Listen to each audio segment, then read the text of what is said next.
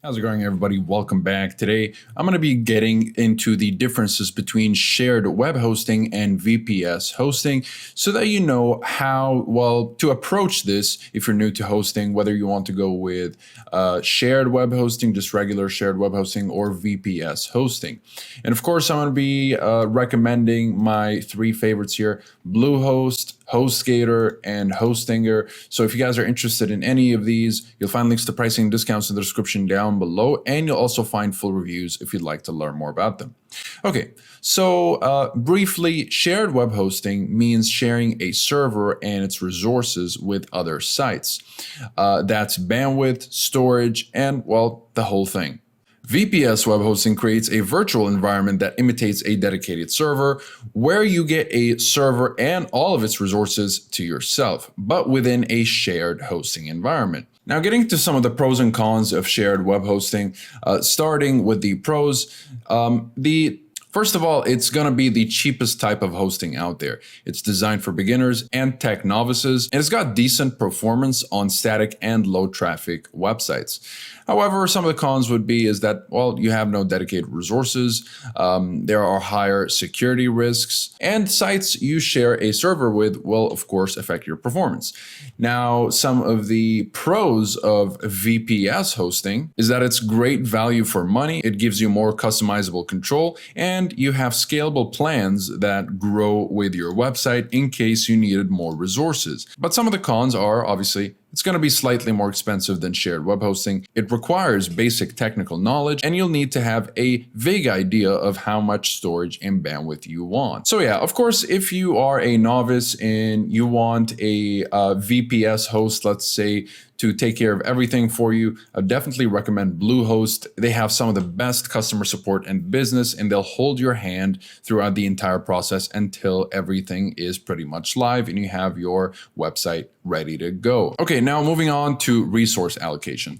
Well, you get more resources with VPS hosting than shared web hosting, of course. More hardware equals more resource. You won't have to worry as much about how other websites are affecting your performance, meaning you can get on with more important matters. With shared hosting, you are too reliant on those around you. With regards to security, with VPS hosting, security is more under your control than with shared hosting. You also get greater security features from your provider. So I'd advise anyone who processes users' personal data through their site to steer clear of shared hosting. And in terms of performance, VPS hosting outperforms, of course, regular shared web hosting because you generally get more bandwidth and it's better equipped to deal with spikes in traffic.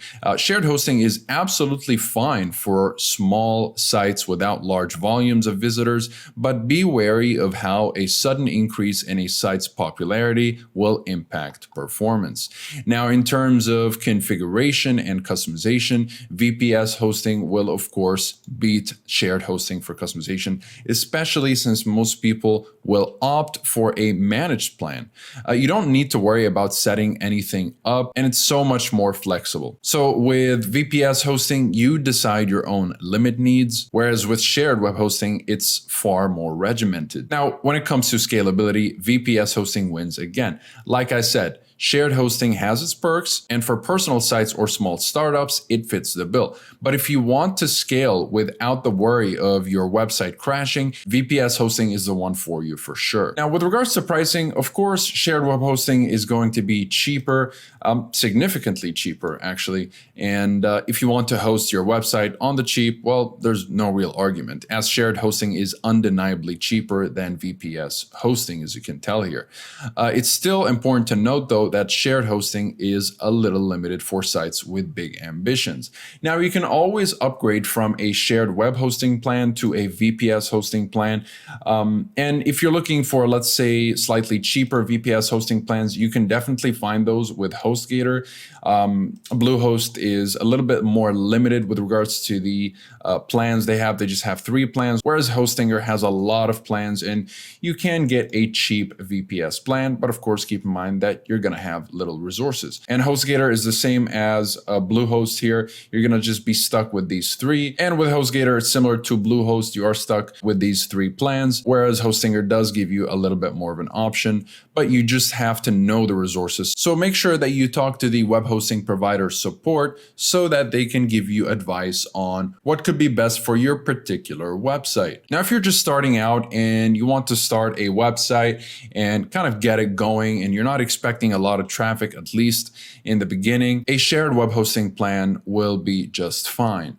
However, if you are expecting a little bit of traffic, especially if you have a lot of personal or sensitive information, maybe some confidential information that you're collecting from your clients, then I definitely recommend a more secure plan such as VPS. So, it's really up to you at the end of the day, depending on what you need. And of course, if you're interested in learning more about these web hosting providers, you'll find full reviews in the description down below. And you also find links to pricing discounts if you'd like to save up a little bit more.